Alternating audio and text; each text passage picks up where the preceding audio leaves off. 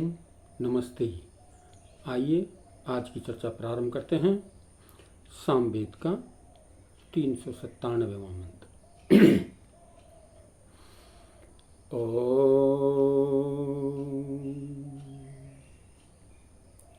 अपामी वामप्पस्त्रिग्धमं सेधता दुर्मतिम् आदित्यासु युयोतना no अहसं।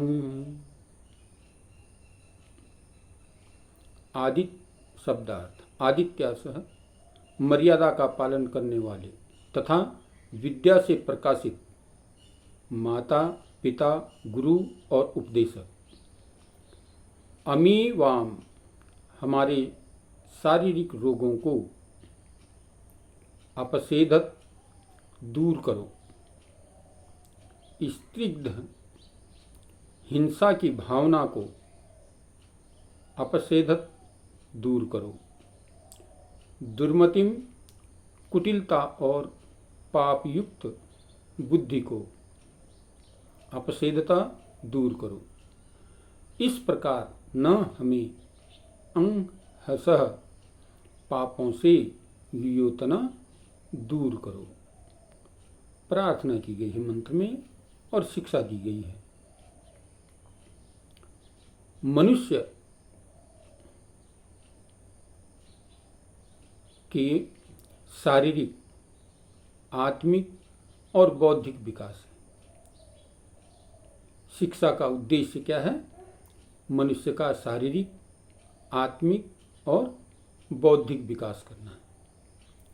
मनुष्य संसार के कार्य क्षेत्र में इस सर्वांगीण उन्नति के लिए बिना पूर्ण सफल नहीं कहला सकता। यानी इन तीनों उन्नतियों के बगैर मनुष्य जो है पूर्ण सफल नहीं कहलाया जा सकता है। पूर्ण सफलता के लिए मनुष्य को शारीरिक, आत्मिक और बौद्धिक विकास का होना नितांत आवश्यक है। जीवन में कुछ अवसर ऐसे आते हैं कि न वहाँ बुद्धि बल काम देता है और न आत्मिक बल। हाँ, शारीरिक शक्ति पास हो तो मनुष्य काम बना लेता है। तो इस प्रकार से मंत्र में चर्चाएं की गई हैं कि हमारे पास तीनों का बल होना नितांत आवश्यक है। शारीरिक बल का भी होना, आत्मबल का भी बढ़ना और बौद्धिक बुद्धि विकास का भी बढ़ना। तभी जाके जो है मनुष्य सफल कहलाया जा सकता है। मनुष्य की पूर्ण रूपेण उन्नति कही जा सकती है। यहाँ पर कहा गया मर्यादा का पालन करने वाले तथा विद्या से प्रकाशित माता पिता गुरु और उपदेशक हमको जो है इन तीनों विद्याओं से में निपुण करें और जीवन का, मनुष्य जीवन का समस्त ये तीनों विकास यदि किसी के अंदर देखने हों तो वो महर्षि दयानंद जी के जीवन में घटित होता है। महर्षि दयानंद जी में ये तीनों गुण विद्यमान थे। उनका शारीरिक बल भी था, आत्मिक बल भी था और बौद्धिक बल भी था। शारीरिक बल के आधार पर उन्होंने राव कर्ण सिंह को जैसे को धत्ता बता दिया था। उनकी तलवार को तोड़ करके जो है अपने शारीरिक बल का परिचय दिया था। एक गाड़ीवान की गाड़ी जब कीचड़ में धंस चुकी थी तो उस गाड़ीवान की गाड़ी को बाहर निकाल करके अपने जो है शारीरिक बल, ब्रह्मचर्य बल का जो है परिचय दिया था।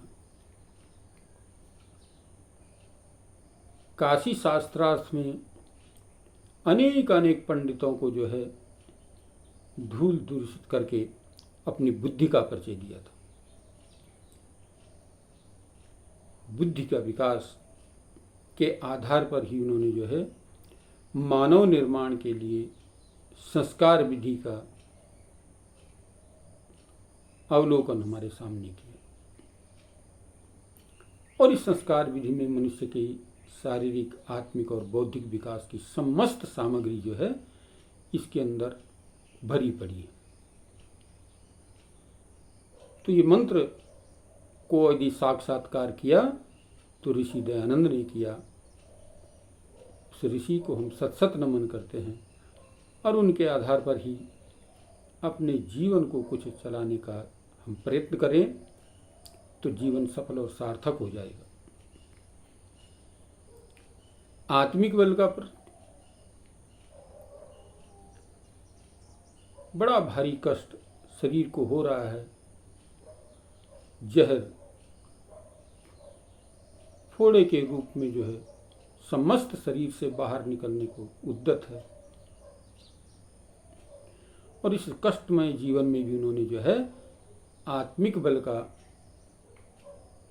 संयम नहीं खोया, बल्कि आत्मिक बल के आधार पर ही उस परमपिता परमात्मा से प्रार्थना करते हुए कि प्रभु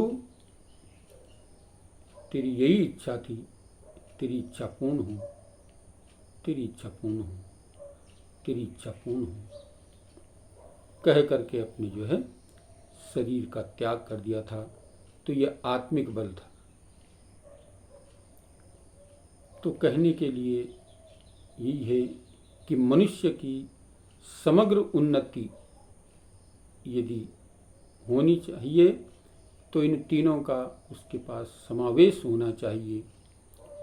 आत्मिक बल भी होना चाहिए, बौद्धिक विकास भी होना चाहिए और शारीरिक बल भी बना रहना चाहिए, तभी मनुष्य का सर्वांगीण विकास होता है। तो मंत्र में प्रेरित कर रहा है कि हमें आत्मिक बल, शारीरिक बल और बौद्धिक बल, तीनों बलों से जो है युक्त होना चाहिए। इन तीनों के लिए प्रयत्न करना चाहिए। मनुष्य जीवन का उद्देश्य यदि मिला है तो हमें इन तीनों की पूर्ति के लिए मिला हुआ है और तीनों की पूर्ति करने पर ही परम धाम मोक्ष को प्राप्त कर सकते हैं। तो मोक्ष प्राप्ति का मार्ग जो है इस एक मंत्र के अंदर ही समावेश है। यदि हम इस पर ठीक प्रकार से चिंतन करें, विचार करें और इसके अनुसरण अपने जीवन को बनाने का प्रयत्न करें, जीवन को ढालने का प्रयत्न करें, तो मनुष्य जीवन की सफलता और सार्थकता बन जाती है। और मनुष्य जीवन का जो उद्देश्य हम बार बार कहते आए हैं, मोक्ष की प्राप्ति का मार्ग प्रशस्त हो जाता है। मोक्ष प्राप्त करने के लिए ये जीवात्मा मनुष्य शरीर में आती है और इस मनुष्य शरीर को पा करके हम मुक्ति को प्राप्त कर सकते हैं।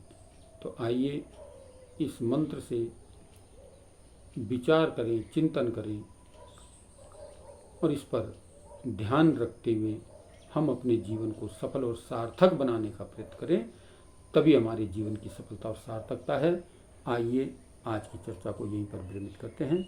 ओम शांति।